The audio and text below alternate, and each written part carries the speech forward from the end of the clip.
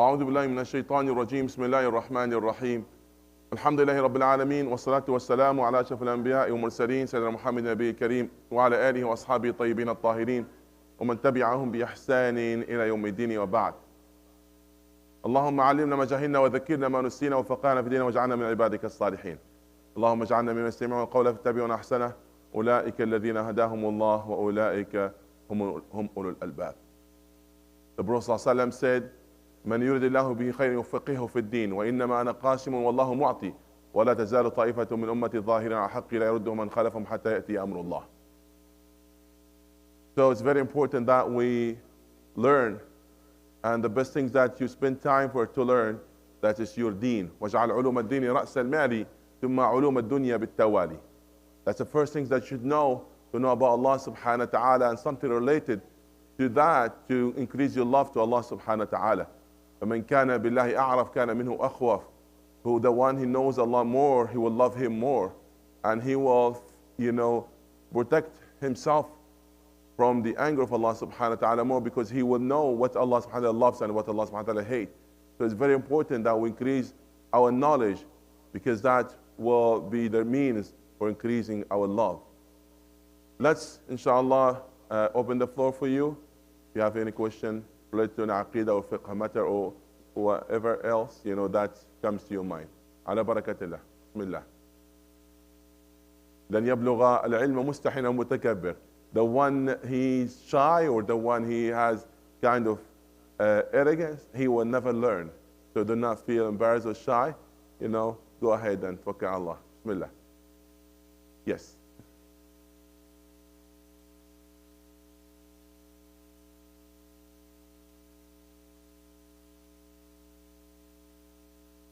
نعم.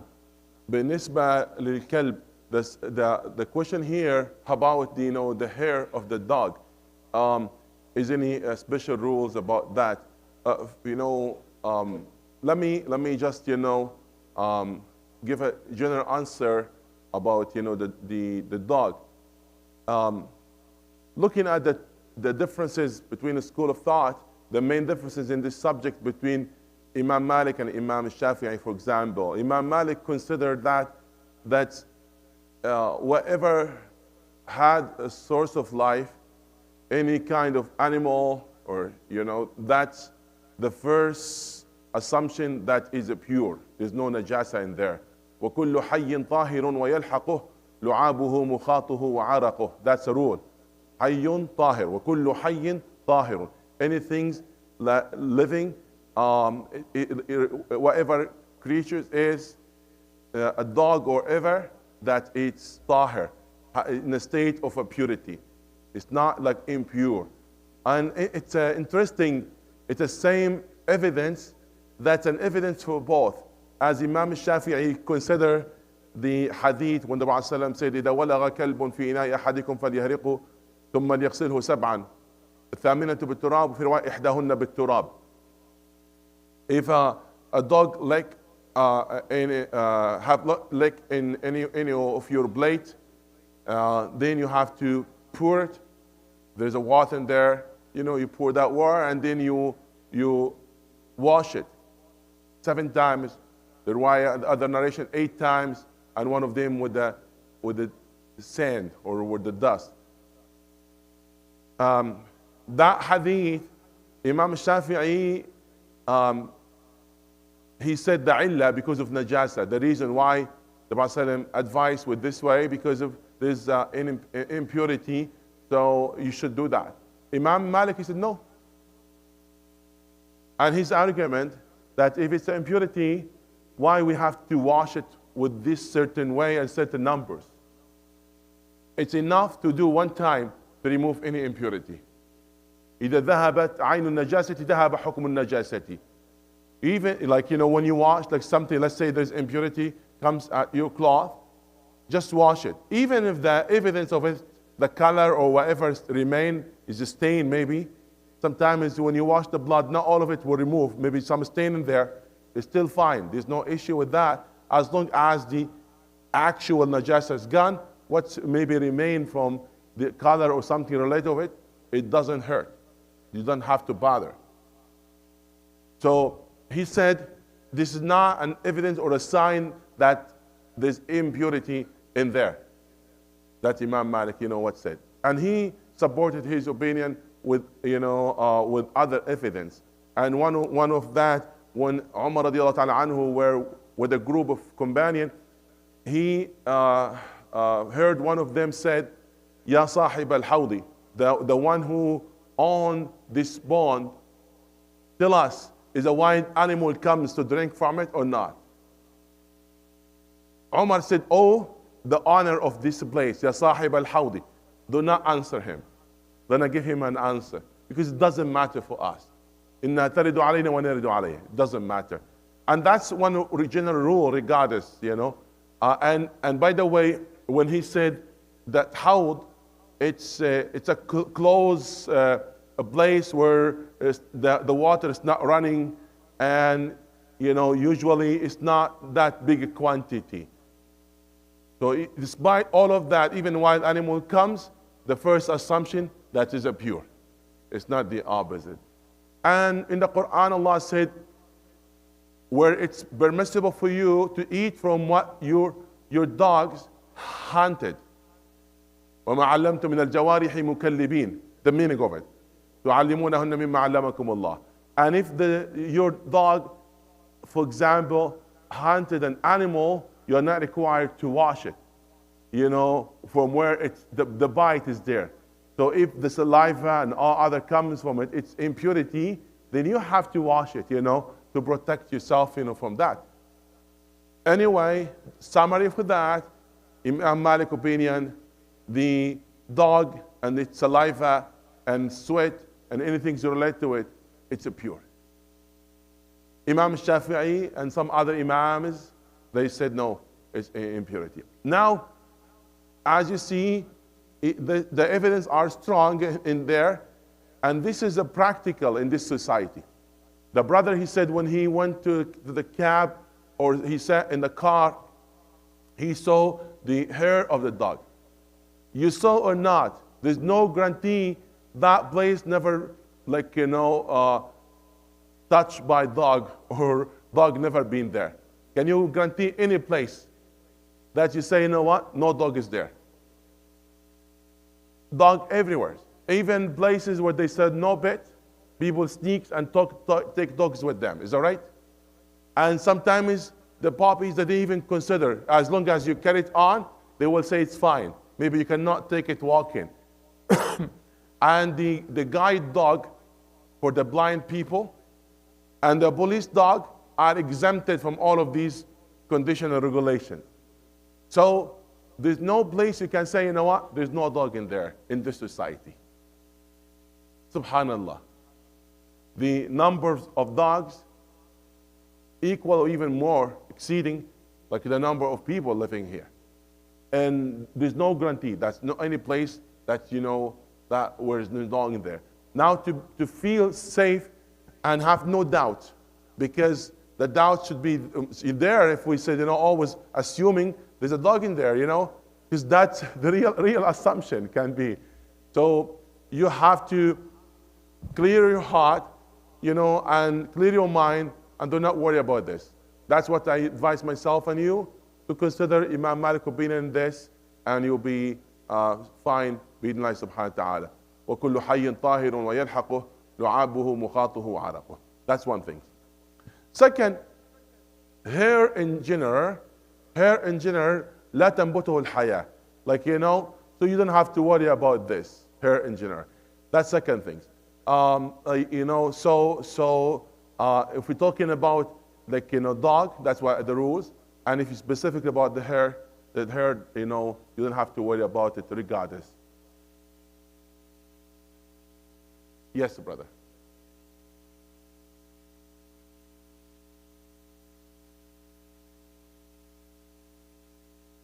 So the brother said, sometimes I wake up late and then I'm not sure how I should do before the time passed.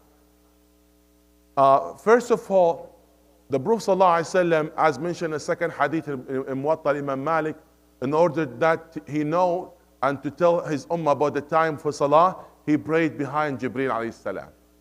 And he prayed behind Jibreel at the beginning of the time and at the end of the time. And he said, Al-waqtu bayna hada wa hada, the time between this and that. So in every salah, there is a window. And the Prophet being told by Jibreel what's the window, and he passed that to the Ummah. Now, for the Fajr, the latest time, that's before the Shuruq. Until like Shuruq, that's, if you pray in Shuruq, that's, considered on time.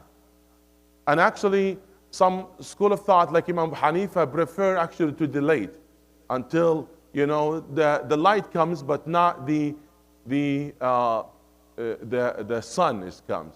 So which the end of the time. But you don't want to take a chance and you miss, the time for Fajr. If you wake up late, it's better to start with your fard and delay the sunnah later. To start with your fard. As long as you prayed one rak'ah, you concluded one rak'ah, you catch one rak'ah before the sunrise, that means you consider that you prayed on time. It doesn't have to conclude the entire salah before the sunrise. As long as you prayed one rak'ah on time, then it's that's considered on time. Okay? So if you are not sure, then you start with your fard and then you pray your sunnah. Now,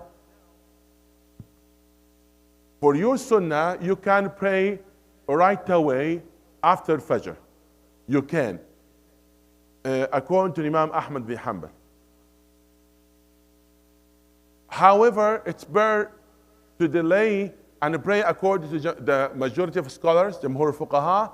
You pray until the time where the sunnah be allowed. Somebody will say, you know what? Oh, it's hard for me because I have to go to work or school. In this case, I'll tell you, no, that's fine. You can pray according to Imam Ahmad bin Hanbal. Avoid just the time of the sunrise itself. If the time sunrise, avoid it. But you can pray, that sunnah anytime. According to Jamhur al-Fuqaha, it's better to delay until the time where the sunnah allowed. When the sunnah will be allowed? After the sunrise with 16 minutes. Why specifically 16 minutes? حتى ترتمع الشمس قيد رمح والرمح 4 درجات وكل درجة 4 دقائق. So until the sun will raise that 4 degrees, and every degree it's a 4 minutes. So total it's a 16 minutes. So you wait 16 minutes after the sunrise, and then you can offer any sunnah, and among that the sunnah of Fajr. Yes? You have a question? Yes. So it's better to delay until the sunrise, and then and then you pray. And after the sunrise, I said, give that period of time of 16 minutes, and then you can pray that sunnah. Does that answer your question, inshallah? Yes, brother.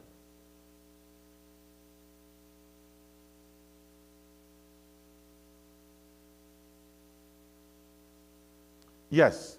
So when you come to the masjid and there is a jama'ah, even if they are in the last tashahhud. For example, you know that Fajr has only one tashahhud. Join them. You don't have to worry. Join them.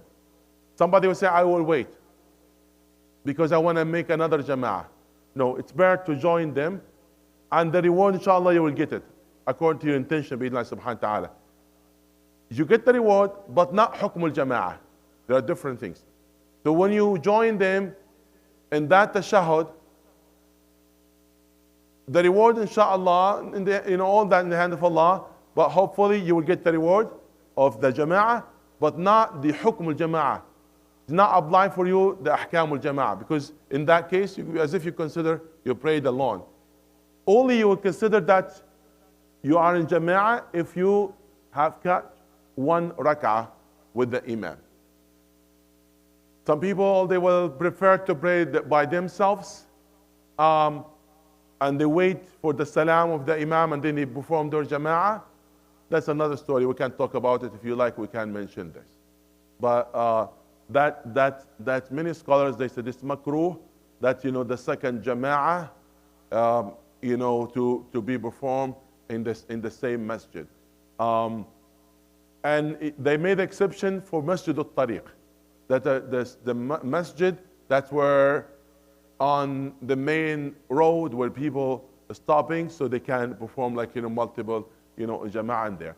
And Abdullah Mas'ud, actually, when he used to come to the masjid and he saw people leaving the masjid, he will go back and he will lead salah with his family. So he's not continuing in the masjid and performing second jama'ah. Just I'm saying, it's better if you touch the jama'ah, even the last shahad, it's better to join them. And the only nafilah that all scholars agreed upon that it can be can be made as qada, that's the only nafilah, it's sunnatu al-fajr. That's only nafilah that's agreed upon. Yes. Okay? For same topic or other topic, then we can give the chance for this month. Yes. If it's the same topic, we'll listen. Yeah.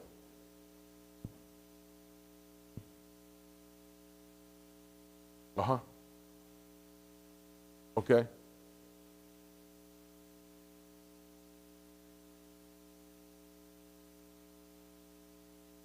Mm-hmm.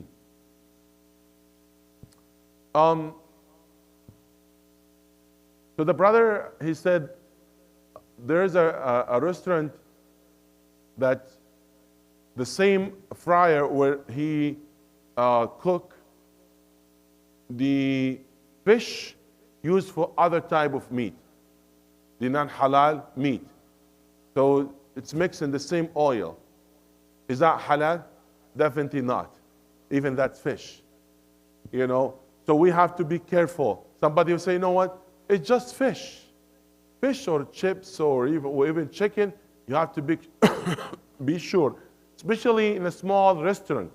Small restaurant, they're not gonna make multiple fryers for you, one for fries, one for chicken, one. You have to think of that. If you are the owner of that restaurant, and even a tiny space, and you don't have a big budget, you're not gonna make one for each. It's gonna be one for all. So, some people, they say, you know what? I'm going anywhere, I'm just ordering fish, I'll be safe. No. So the grilled fish, most of the time they add wine in it. The grilled fish, most time they add wine in it. And some people said, oh, it's all gonna be evaporated. No, if they're gonna evaporate it, why even they add it then? No, it's affecting the taste and the texture and the meat itself. It's going to be more like juicy, more soft. It can be to soften the meat and affecting the flavor of it. And no guarantee that all of it will evaporate it. You get my point. So the grilled fish, usually they add wine, and the fried one, they might be in the same the place where they fry other type of meat. So be careful, with these things. So I'm just saying, do not just take it for granted. Always ask. Always ask. And let's say that you ask, and the person lied on you. You are not responsible. You're not responsible. You don't have to worry. This one brother, he ordered a sandwich. And he ordered two. And he finished the first one. And his friend, he told him, what you are eating, this is not halal. He said, Subhanallah, why you told me now? Why not let me finish the second one?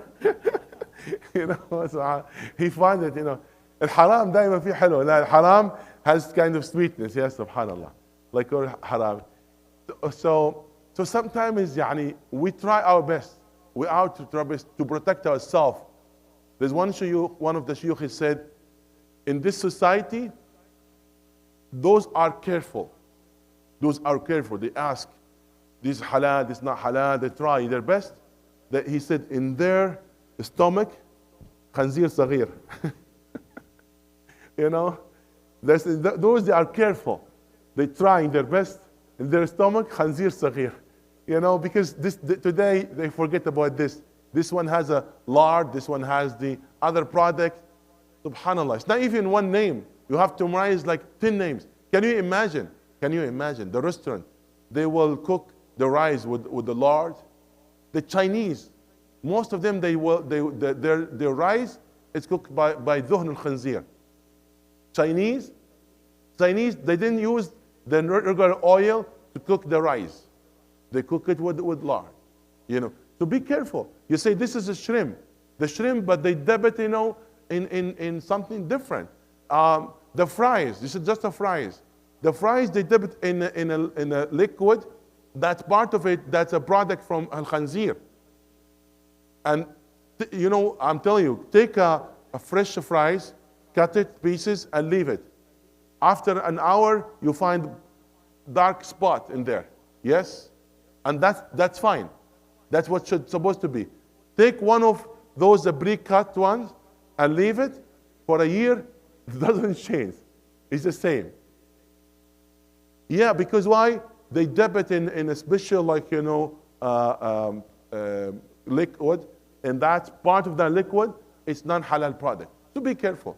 Sometimes somebody you say, you know what, like, you know, this is a halal chips or halal fries, you know, and the other one, you know, French fries, not halal. So it's just potato, you know. What do you mean halal? No, because the other one not halal, they add something to it, or they dip it in some fluid and liquid. So be careful about, you know, all of that. Yes, same thought.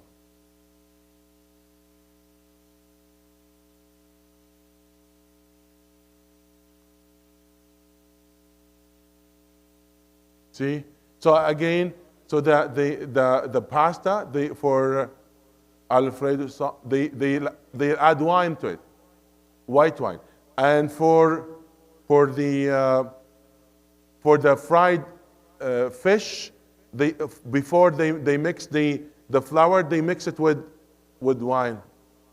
Subhanallah. So be careful. Be careful. The wine in the Old English, it's the grape juice. The wine in the Old English. It's not alcoholic product. That's why when you go to the Bible, they said, you know, Jesus had drinking wine. That's fine, because the wine at that time, it's just a grape drink. You know, it's not like, you know, alcoholic at all. But now it has to be. A lot of people asking about vinegar wine. Or wine vinegar. Wine vinegar, it's halal. Wine vinegar, it's halal. You know, was that? So vinegar, هو الخل, originally it's wine, and actually that's the only vinegar at the time with the Prophet.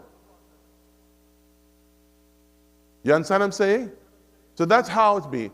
إذا عندنا خمر تخلل حلال، خل تخمر حرام. Am I clear? So we consider the final stage, not the original stage. Allah subhanahu wa ta'ala said, من بين فرط ودم لبنا خالصا سائغا للشاربين. So if there originally was wine, but then turned to be completely vinegar, it's fine. But if it was vinegar now turned to be wine, it's haram. So the final stage, you know, that we would consider. Yes, brother.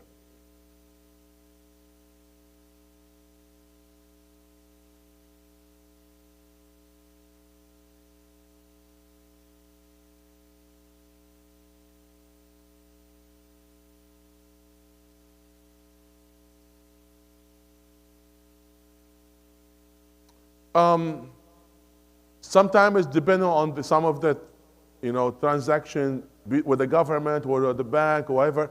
Sometimes you will find an interest that was added in your account without your choice. In the beginning, you have to make it clear, open an account as a free interest. Do not select from the beginning any account with a page that, there's a small amount of interest. Am I clear? Why I'm saying that? Because some people, they say, you know what? Oh, that part of an interest, it's insignificant. No, it doesn't matter. Small or big, it's haram, haram. And some, they would say, you know what? I will exclude it and I will give it to those who are poor. From the beginning, we are not allowed to sign any contract that has haram condition. Even I'm not going to apply that condition, or that condition is not going to be applied on me. Okay? So from the beginning, you should not even sign it. Unless that you are in a state of necessity and there's no other option, or the urgent need and there's no other option, and you are sure you are not going to fall under that condition, then it's fine. You protect yourself from that. So now when you come to choose which type of account you want to open, from the beginning should be zero interest. And some other people said, you know what, how about I give it to poor people? I will give it there and give it to poor people. Or, no. إِنَّ اللَّهَ طَيِّبٌ لَا يَقْبَلُ إِلَّا طَيِّبًا. Allah is pure and never accept things except that is pure. So do not say that, that's not good. This is not right way. Yes, you have good intention, but wrong means. وَنَحْنُ تَعَبَّدُ اللَّهِ بِالْوَسَائِلِ وَالْمَقَاصِدِ. That you worship Allah subhanahu wa ta'ala with the right means and the right cause. It's not only the right cause. The ends does not justify means in our Sharia. So we have to have the right means, seeking, that means to the right goals. So the brother, he said, it happened that there is accumulated interest or whatever, or the government added to me because there is some delay, they give me, interest. First of all, no sin on you, because that's not your choice or option that you have taken. So there is no sin on you. However, that has to be excluded. You have to take that out of your money, even that small amount. Yes, yes, go ahead. Yes.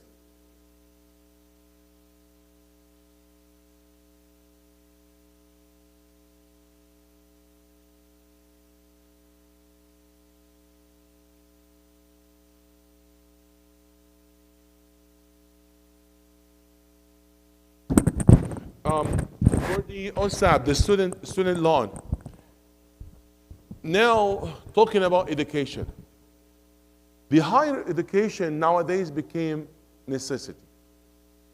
Without having higher education, it's almost impossible to find decent job that you can support yourself and your future family if you want to get married and have children. Because only in diploma or high school, it's not going to have a job that they give you good rate for the hourly. And even nowadays, those engineers actually are suffering nowadays. They said in Toronto, it's coming this year, if you are getting less than 35 per hour, you should not stay in Toronto. And maybe that wave coming even to London to be. So even the minimum wage is not going to, the government increase it, that's not going to help people. Because, they increase it and everything goes accordingly, the rent and goods and other things.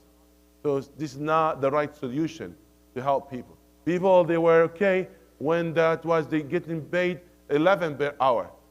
And their life was much better and easier than nowadays. You get the point, yes? I remember that. When they came to Canada, it was 11, per hour. And was really good, for people. Even those they working at Tim Horton, they could manage. Nowadays, those they have good job, but it's not that even easy for them to manage. So we agreed that seeking higher education now became necessity for you to have a decent job to support yourself.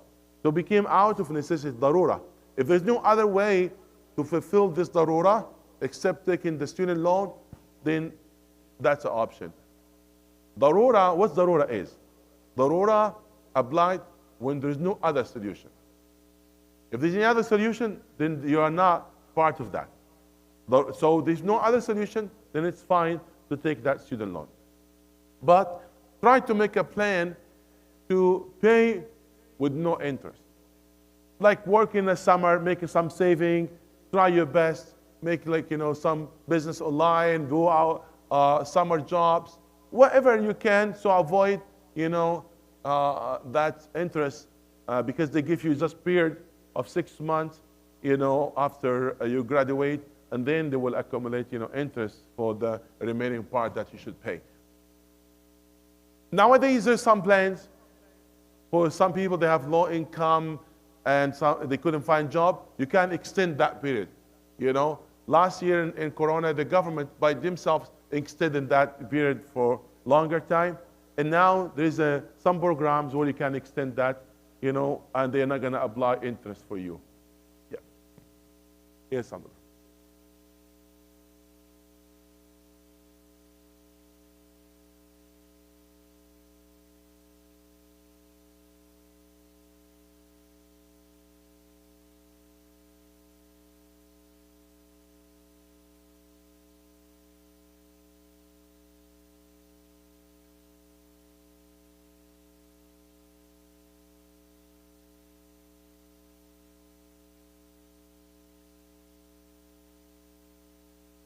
So you're talking about the RRSB, which it's an educational plan, especially for the parent.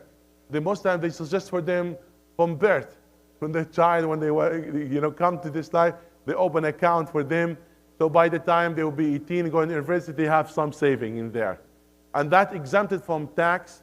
And the government will initially will put exact amount up to certain amount, maybe 2,000, I think, not more, and then that money will be invested for you. As an idea, that's a good idea, and that's good. And what government gave you, it's a gift, and even reducing your bracket from the tax, that's good. However, you have to make sure when the money was invested. I heard in some banks, they will give you the options, and some they will never give you the options. If you're being given the options and you know that Islamic investment or even ethical investment, then it's fine. Otherwise, you don't know how the money was invested, so that money was added to your account is questionable. Yes? So there is Islamic investment. Sometimes for some investment group, they have that. They alhamdulillah, they develop this. And if not, especially in America, there is more than here. That's what we call ethical investment, where very similar to the Islamic investment, except in one or two areas. Yes. I didn't get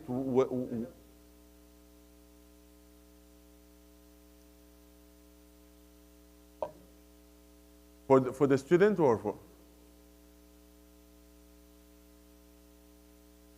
Oh, any benefit that comes to you from your employer that offer for you?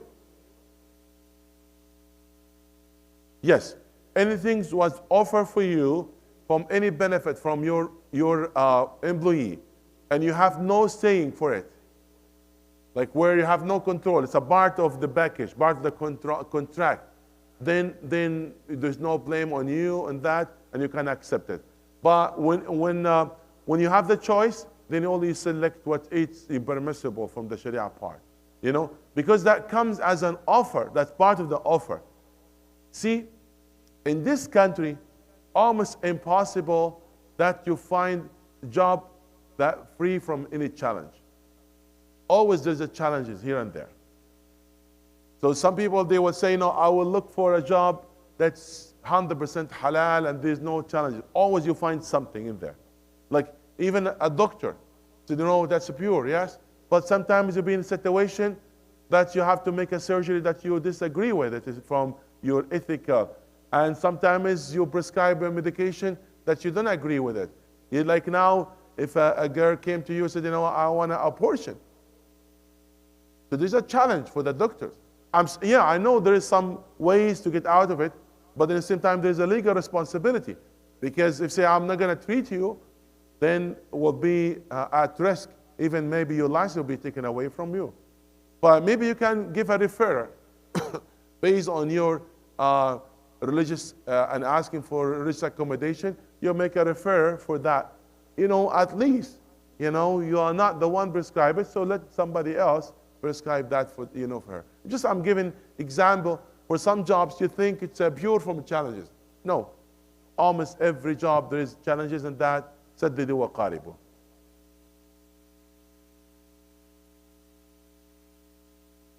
What's that?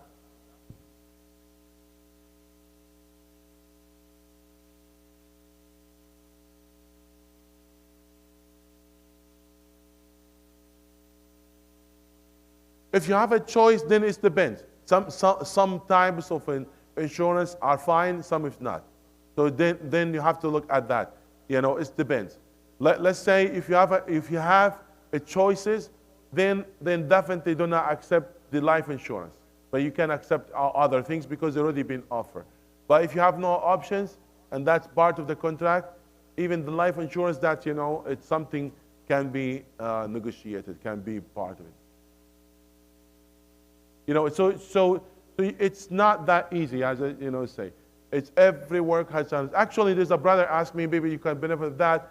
He said, I want to work in one of the retail, like one of the, I think he said Walmart or something.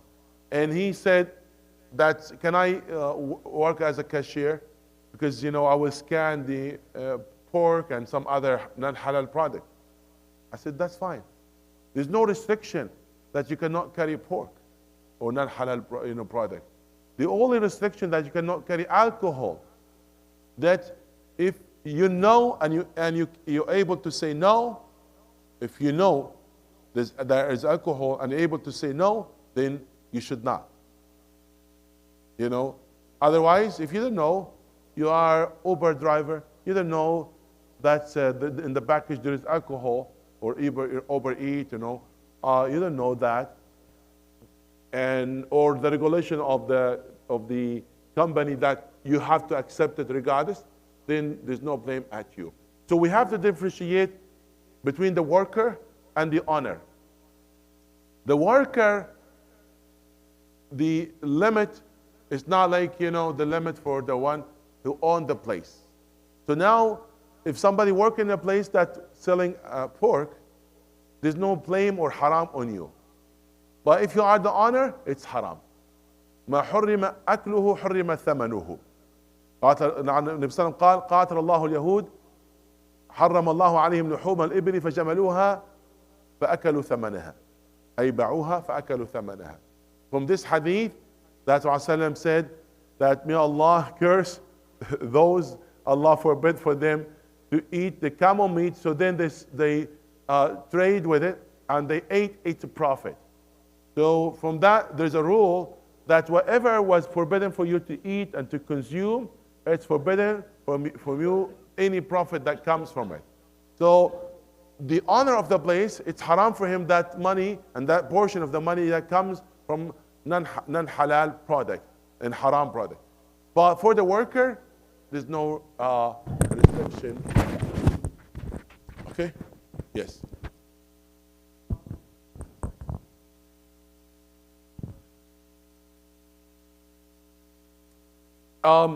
Okay, that's a good question. We have a rule called al-haramu la yata'allaqu bidhimmatayni. Haram, it's only attached with one entity. And if your entity is it's different from the customer. You're not one. And actually, you're not helping him. You are there serving regardless. And he wanted. You're not the one advise him. You're not the one who did anything with him. Your money not with him. You did not give him money. Nothing.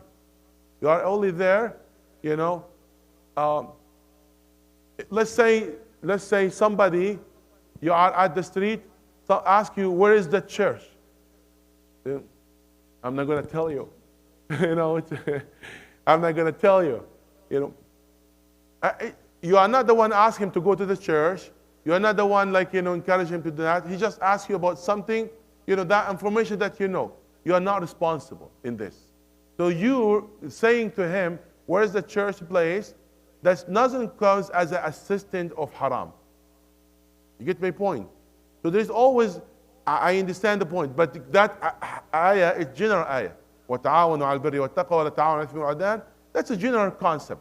But doesn't mean that, you know, in everything's like, you know, indirect. So direct help, yes, haram. Indirect, or like, you know, because your entity is different from him, then you are not responsible. Sometimes you have to explain to the person and then leave him for his options, his choices. Let's say somebody asked me, he's a real estate agent, and you're not responsible for the buyer from where he will get his mortgage. You're not responsible. You are selling the house, yes? He might get his mortgage from halal or haram. Now, assisting him getting mortgage, that's question. However, if he told you, and that's part of your job, to assist him, and he's a Muslim, you tell him that's something you should ask a scholar about it. I think it's not halal. And he said, you know, do not worry, that's my choice. Then it's fine. You get the point? So sometimes you have to go a little bit further to explain to the person, so you are not responsible, you know, after explaining to the person that his choices. So you are not actually thinking that because you are Muslim there as sign of a proof, you know. If he's not Muslim, you don't have to worry about that. But he's a Muslim, so he's not making an assumption that you are there, so you are proof it. Tell him, you know what? Usually I don't involve in that because I didn't consider it halal. But at the end, that's your choice. Because you know why? Because even himself, he had a fatwa from the shuyukh. Because maybe he's in a state of darura. Maybe that person, you're not responsible for him. Maybe for him, there's no sin in that case. Maybe because he asked and he cannot afford rent, nobody can give him place for rent, for example, and that's the only option for him. Then you're not responsible. It's just I'm saying, because you are not the one who's buying. This is not part of your business. Your business just, you know, to sell the house. From where you get the money, that's not yours.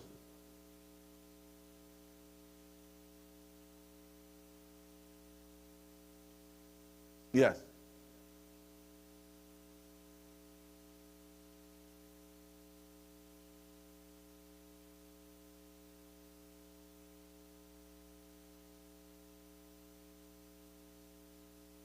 Yes.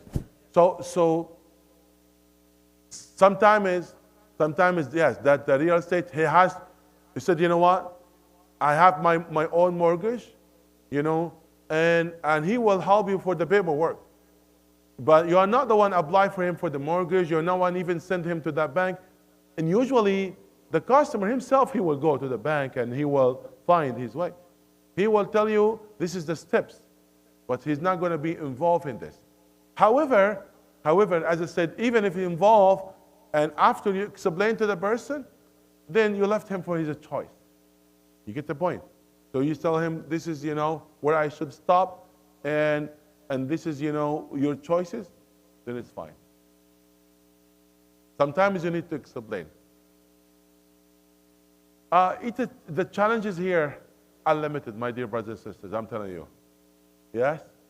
Yeah, wallahi, it's not that easy. But try. سددوا وقاربوا. and take some rules with you. One of the rules that the main hadith, the Prophet said, دع ما يريبك إلى ما لا يريبك. Wallahi, you are going to be safe with that hadith. Leave the things that has doubt about to the things has no doubt about. You feel pure from inside. And you leave the matter for the sake of Allah. وَمَنْ تَرَكَ شَيْءًا لِلَّهِ عَوَضَهُ اللَّهُ خَيْرًا مِنْهُ. If you leave something for Allah, Allah will compensate you with something better. Now, let's say there's something black and something, I need something white. Something white and something gray. Actually, yeah, this is good. Yeah. So, the white represented that to pure halal. Black represented that to pure haram. Okay? And this is mutashabihat. The Prophet said, الحلال بين والحرام بين وبينهما أمور مشتبهات لا يعلمون كثير من الناس. So this is do, don't. But this one, this what? This do and don't. How about this one, the gray one? Huh? Yeah, but where it should be? Because do and don't. Is it considered this side or considered from this side? So what do you think? What do you think, brothers? What is this? Huh? But okay, according to taqwa, about the logic, just the logic. This is doubtful things. Okay, so just imagine that I place it here. When you put the gray over white, where is the white? No white anymore. No white anymore. It's going to be gray and black. And after time will be black and black. So try to always to leave the halal area clear and pure. Where what you do, the doubtful matters, the gray areas, always put in the safe side. One time the Prophet ﷺ was walking in the street of Medina and he picked a date. Tamra, one date. And he said, لولا أني خشيت أن تكون من مال الصدقة. Just I am afraid that might be from the charitable money, from sadaqah. Could be a charity, I would eat it. Why? Just to know that the Prophet he cannot eat sadaqah. The Prophet he cannot eat sadaqah. That's one of the things even was mentioned in the old scripture. Do you remember the story of Salman al-Farisi? He read the description of Prophet and he was told he did this and that. And one of that, there was told that Muhammad, Nabiyyu Akhir Zaman, the last prophet, one of his ways, he eat the hadiyah, he accept the hadiyah, not the charity. He accept the gift, not the charity. So he brought a plate of date on the first day. He said, this is a charity. The Prophet passed it to his companion.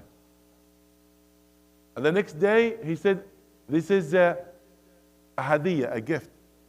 The Prophet he ate from it and he passed it then to his companion. He said, this is one.